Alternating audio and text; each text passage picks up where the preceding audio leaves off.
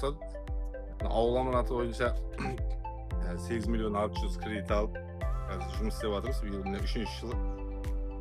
Содан бері бұдан бір абзалдықтары бұл. Біз енді қияр екті, сол қияр бізге өзімізге ыңғайлы екен. Жылына 3 мәрте сол қияр егіп аламыз. Әзір 3-шісін алдық. Енді орнына тағы да бұйырса, ертең арғы күн тағы да егіп, жаңа жылға шығарамыз ба деген ойдамыз. Бұның бір абзалдықтары ауыл аманатының бір жеңілдетілген кредит.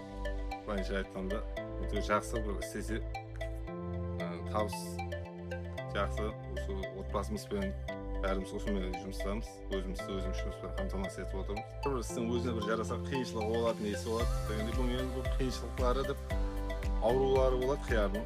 Уақытында қарап, керекті дәрілерін беріп, сол қарасам болады жақсы. Жасаға айтатымыз, еңбектену керек. Еңбекленсе қай-қайсысында өзінің бір жемісі болады. Жаман болып отқан жоқ соның арқасында. Бала-шағамыз асырап жатыр. Сол айтарым.